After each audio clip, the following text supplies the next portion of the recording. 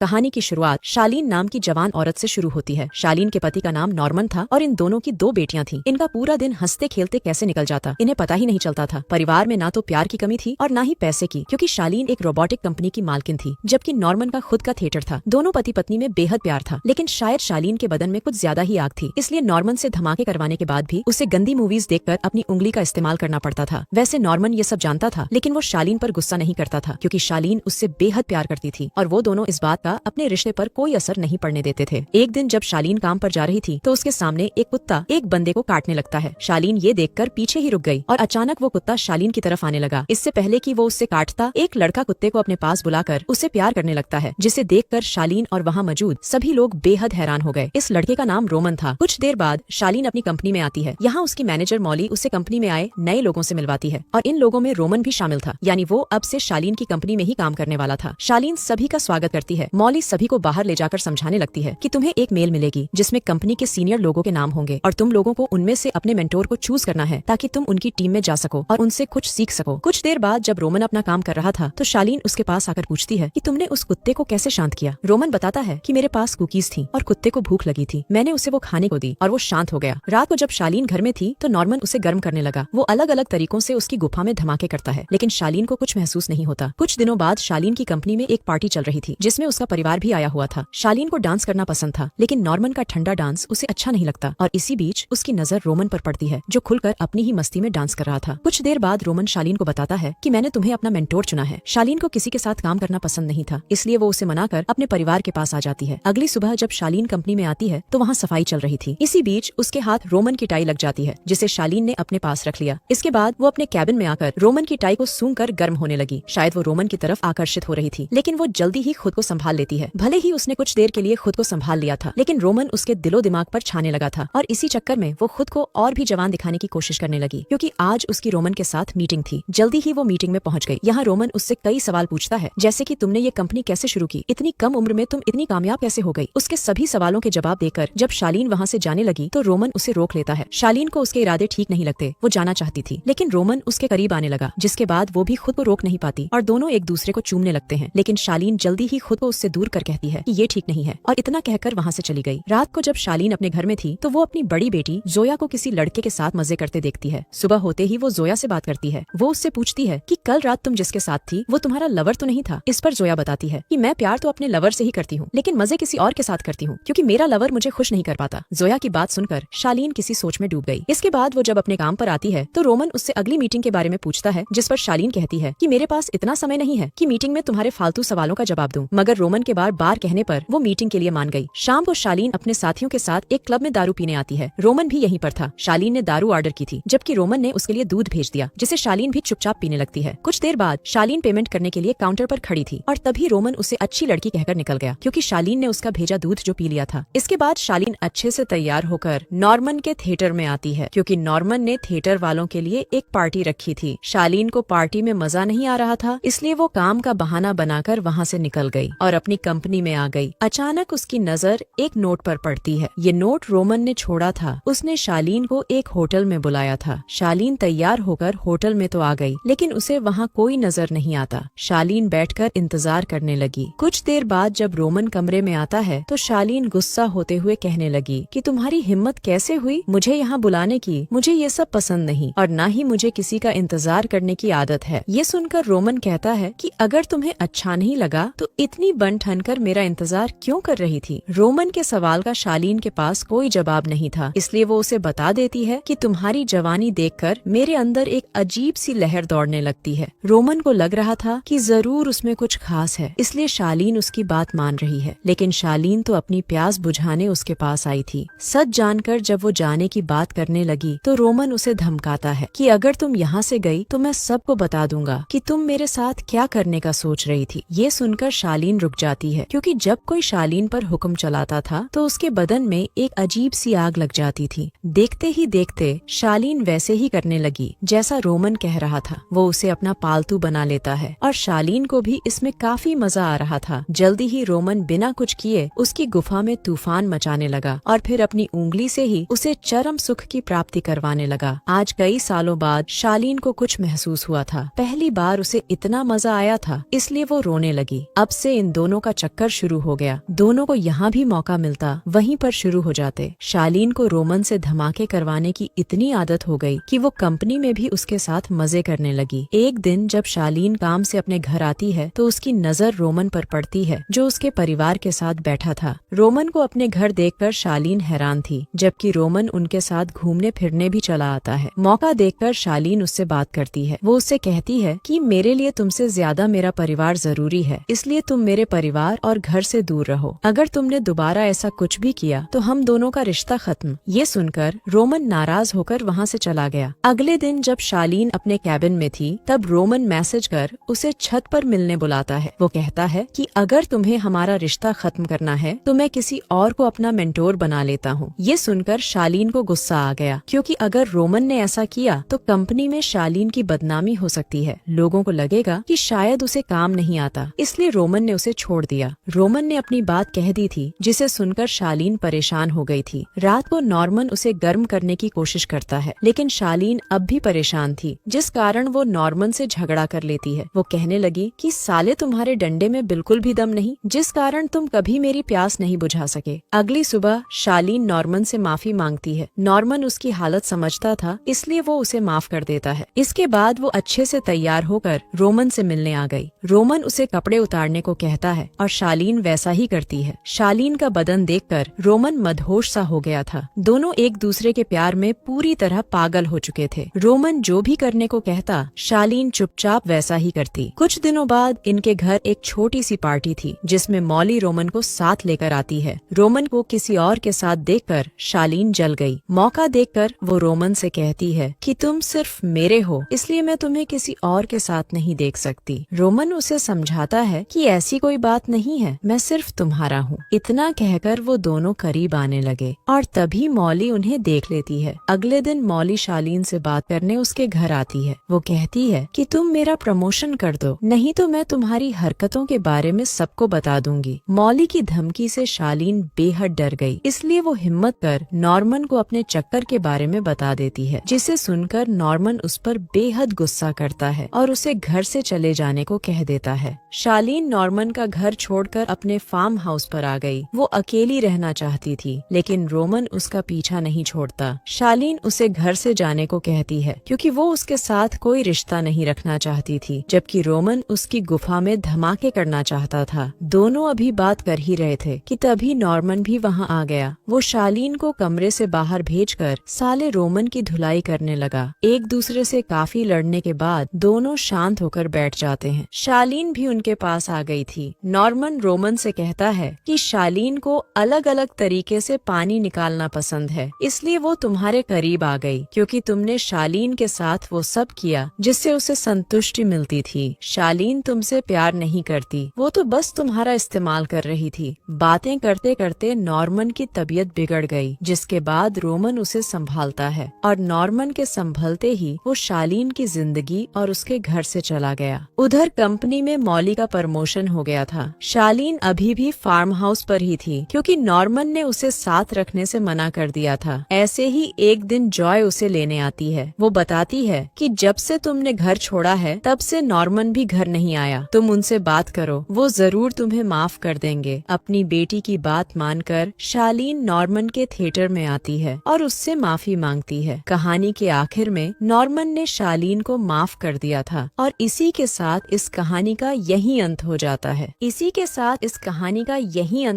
है। हमारी वीडियो देखने के लिए बहुत बहुत धन्यवाद।